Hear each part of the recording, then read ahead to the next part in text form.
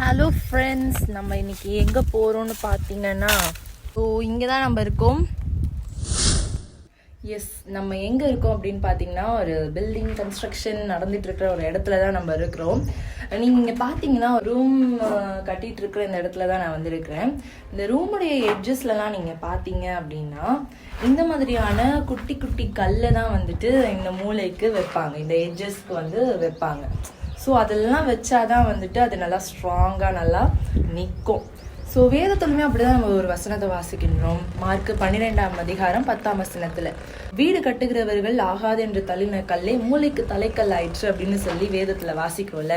இன்றைக்கு உங்களையும் பார்த்து, நீ இதுக்கெல்லாம் உதவவே மாட்டப்பா, உனக்கு எந்த யூஸ்மே இல்லை, இந்த இடத்துல உனக்கு வேலையே கிடையாது, உனக்கு அறிவும் இல்லை, ஒன்றும் இல்லை, ஒரு மண்ணும் கிடையாது அப்படின்னு நம்மளை பார்த்து ஏளனமா நம்மளை பேசியிருக்கலாம். இன்றைக்கு ஆண்டவர் நம்மளை பார்த்து சொல்றாரு, நீ வெட்கப்பட்ட அந்த இடத்துலதான் உன்னை நான் தலையா நிறுத்த வைக்க போறேன் அப்படின்னு ஆண்டவர் உங்களை பார்த்து ஆண்டவர் வந்து இப்படிப்பட்ட வார்த்தையை சொல்றாரு.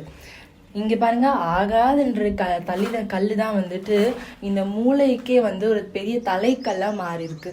அதே போலதான் இன்னைக்கு ஒண்ணுமே இல்லை அப்படின்னு நம்மள சொல்லி தள்ளலாம், நீங்க தான் தலையா மாற போறீங்க இன்னைக்கு. ஆமீன். விசுவாசிங்க.